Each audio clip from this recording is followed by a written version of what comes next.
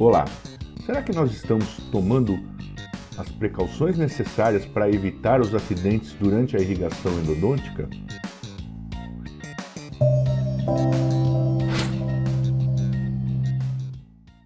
Nós temos visto muitos acidentes durante a irrigação, vários alunos nos relatam, a maioria são acidentes mais leves, normalmente são intercorrências simples que são resolvidas no consultório mesmo, mas há alguns casos mais graves. Nós temos exemplos de acidentes na literatura, é vasta a literatura a respeito de acidentes com irrigação. Tanto com hipoclorito de sódio, que são os mais comuns que nós encontramos na literatura, nós temos muitos acidentes relatados com o hipoclorito de sódio, mas nós também temos acidentes relatados em relação à clorexidina. Portanto, não é uma questão da substância utilizada, mas de alguns cuidados que nós podemos tomar, independente da substância auxiliar que nós utilizemos. Nós temos também alguns acidentes mais leves que muitas vezes acontecem, o paciente nos relata uma coriza, uma sinusite temporária, reclama um pouco desses sintomas típicos de uma sinusite e, na verdade, foi o extravasamento para a região do seio maxilar. Isso também acontece, muitas vezes, inclusive, é subrelatado, subnotificado. Então, será que nós estamos tomando as medidas necessárias para que isso não ocorra? O que a gente pode fazer para diminuir a chance de que isso possa ocorrer no consultório? E eu costumo dizer que nós temos algumas medidas gerais e algumas medidas locais que são as mais faladas, mas acredito que nós temos que nos ater também às medidas gerais. Observar também se nós temos alguns dentes e alguns pacientes que são mais propensos a terem esse acidente. E nós vamos ver aí que, como medida geral, nós podemos analisar os riscos de esse acidente ocorrer. Nós podemos analisar os riscos em relação à posição dos ápices nas arcadas, em relação à posição dos ápices em relação ao seio maxilar, até mesmo ao canal mandibular e principalmente as corticais externas e alguns fatores agravantes que nós vemos na literatura. O primeiro, então, fator que nós podemos de risco que nós podemos observar é a posição dos ápices, tanto em relação ao seio maxilar quanto às corticais externas.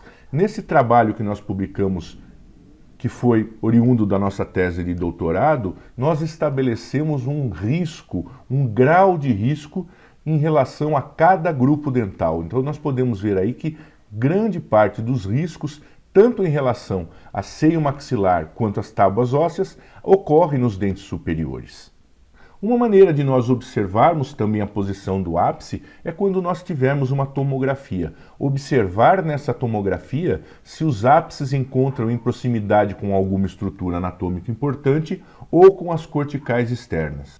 E há mais algum fator que nós podemos observar geral, né? Sim, há. Se nós observarmos na literatura, nós fizemos um levantamento aqui com 291 casos e mais 20 casos que nós temos pessoais que nós coletamos de alunos e colegas, e nós vamos observar que há sim um gênero mais propenso. 91% dos acidentes que nós encontramos na literatura ocorre no sexo feminino. Isso já é um dado muito importante de se observar. E em relação à arcada, também há uma arcada, de acordo com, inclusive, o que nós já falamos da nossa tese de doutorado, há uma relação da arcada.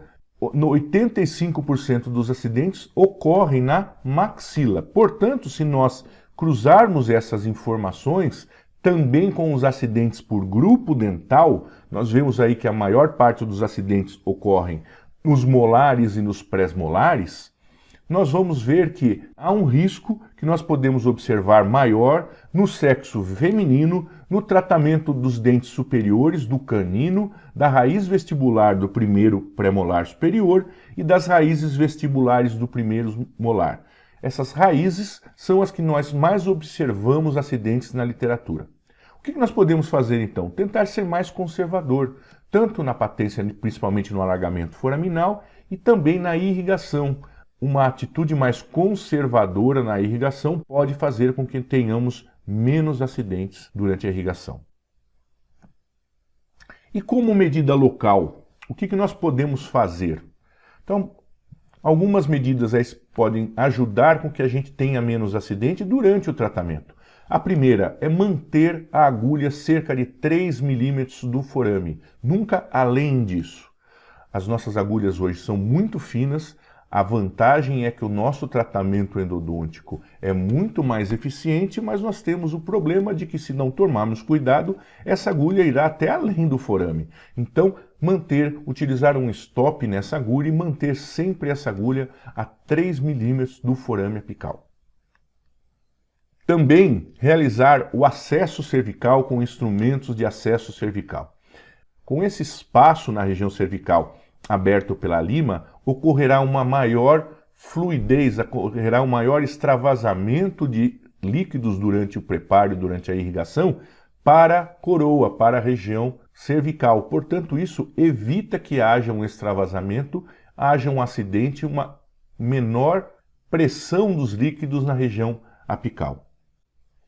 Outra medida importante é jamais utilizar seringas de aspiração, essas seringas plásticas que são excelentes, que são usadas apenas para aspiração.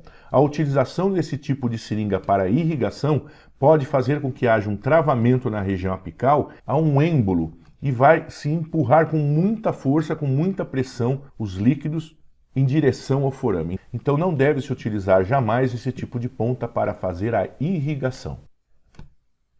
Outra medida também que nós devemos usar é utilizar somente agulhas com saída lateral.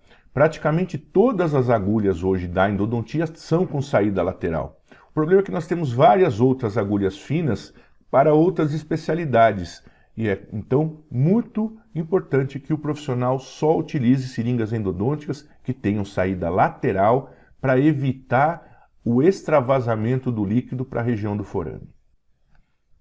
Outra medida, nunca travar a agulha na região apical. O travamento, se você sentir esse travamento, pode fazer com que haja injeção além do forame. Então, sempre que você estiver irrigando, sentir que a agulha travou, puxe um pouquinho antes de irrigar. E por último, prestar atenção sempre na região anatômica do forame. Observar a presença de reabsorções, ápice aberto. Nessas situações também convém ser mais conservador. É tentar se entrar menos com a agulha, menos pressão. O fato de nós termos um ápice mais aberto contribui para haver um maior extravasamento da substância de irrigação. Então, observar sempre a anatomia da região apical para definir como será feita a irrigação. Então, se todas essas medidas, a observância de um paciente de risco, de um grupo de dentes de risco, para se definir uma irrigação mais conservadora, a tomada de medidas locais ali durante a irrigação, tudo isso pode fazer com que haja menos acidentes e fazer com que a sua endodontia seja mais segura para você e para o seu paciente. Até mais.